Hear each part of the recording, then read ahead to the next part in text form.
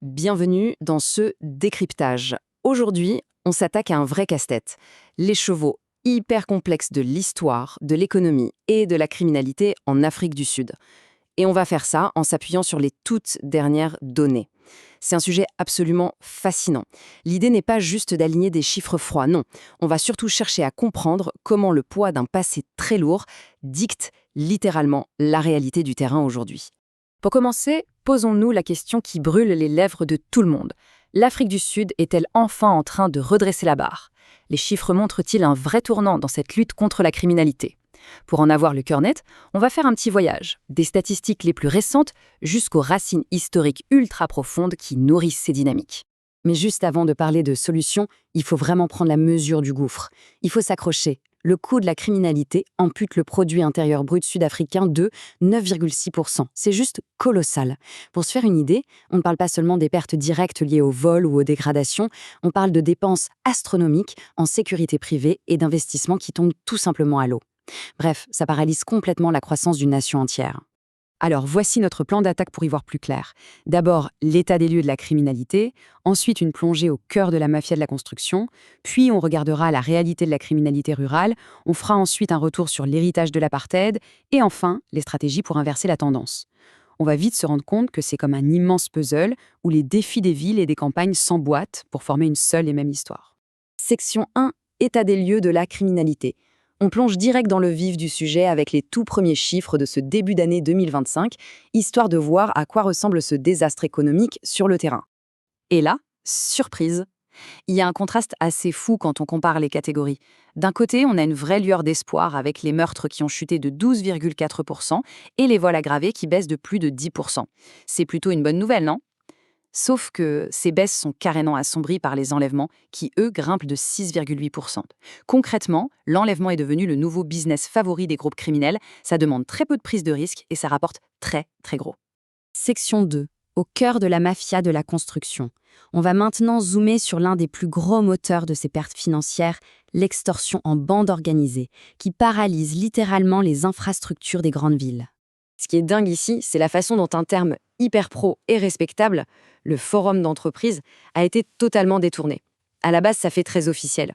Mais en réalité, c'est devenu la vitrine légale de réseaux mafieux qui débarquent avec violence sur les chantiers. Leur mode opératoire, ils intimident et ils exigent de l'argent, des emplois fantômes ou même des parts énormes sur les projets de développement. Ni plus ni moins qu'un racket organisé sous un beau costume.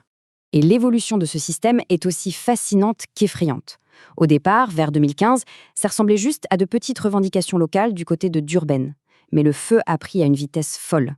Très vite, ces groupes ont utilisé, de manière assez perverse, les politiques de l'État sur l'émancipation économique pour exiger d'office 30% de la valeur des contrats. Résultat des courses, aujourd'hui, ces fédérations ultra sophistiquées coûtent la bagatelle de 49 milliards de rands par an à l'économie du pays. Une extorsion à l'échelle industrielle. Section 3. La réalité de la criminalité rurale. Allez, on quitte le béton des villes pour s'attaquer à un sujet ultra sensible qui fait souvent la une et qui est très chargé en émotions. La violence dans les immenses zones agricoles du pays. Prenons cette image, par exemple. C'est magnifique, calme, presque idyllique. Eh bien, c'est un contraste glaçant avec ce qui s'y passe vraiment. Derrière ce décor de carte postale, il y a des communautés complètement isolées qui font face tous les jours à des défis de sécurité d'une complexité folle, souvent à des dizaines de kilomètres de la moindre patrouille de police. Et là, il faut vraiment garder la tête froide et regarder les faits avec impartialité. D'un côté, on entend parfois des discours politiques très sensationnalistes qui parlent d'attaques à motivation purement raciale ou d'un génocide blanc ciblant les fermiers. De l'autre côté, on a les données empiriques. Et que disent-elles? Elles montrent tout simplement une augmentation globale et brutale des violences interpersonnelles dans tout le pays. En fait, cette violence frappe absolument toutes les couches de la société, sans aucune distinction. D'ailleurs, les chiffres officiels de ce premier trimestre 2025 sont limpides. Sur les 6 meurtres recensés récemment dans ces exploitations, on trouve 3 employés agricoles, un habitant de la ferme et 2 fermiers qui se trouvaient être noirs. Qu'est-ce que ça veut dire concrètement? Que la violence rurale ne choisit pas sa cible selon des critères ethniques. Les victimes viennent de tous les milieux et occupent tous les types d'emplois. On n'est donc pas du tout face à une campagne ciblée, mais bien face à une criminalité systémique et endémique. Section 4, l'héritage de l'apartheid. Pour vraiment piger d'où viennent tous ces symptômes d'aujourd'hui, en ville comme à la campagne, il faut inévitablement creuser du côté de l'histoire. Parce qu'ici, le passé n'est jamais vraiment passé. tout le système a été manipulé à la base. Les inégalités créées pendant l'apartheid ont méthodiquement exclu la majorité noire de l'économie formelle.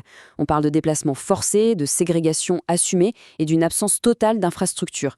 Tout ça a donné naissance à des zones complètement marginalisées. Et c'est exactement le terreau rêvé pour que la pauvreté et le crime organisé s'enracinent et prospèrent tranquillement des décennies plus tard. Les chercheurs sont d'ailleurs formels là-dessus. Cette espèce d'ingénierie urbaine cruelle est directement liée au taux de criminalité qu'on observe aujourd'hui. En parquant des populations entières dans des périphéries sans aucune ressource, l'État de l'époque a littéralement institutionnalisé la désorganisation sociale. L'urbanisme a été utilisé comme une norme d'exclusion massive.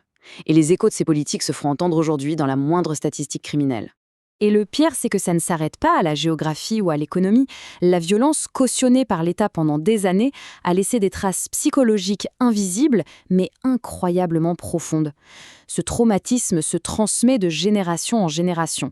C'est une sorte de carburant silencieux qui alimente directement les cycles de violence interpersonnelle d'aujourd'hui.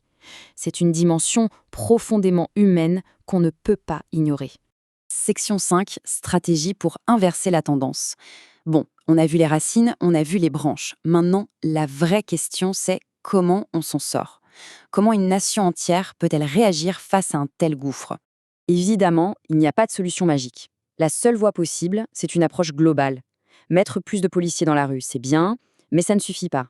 Ça doit être accompagné par un État bienveillant qui s'attaque de front aux immenses disparités sociales et qui aide à guérir les traumatismes du passé avec des services adaptés.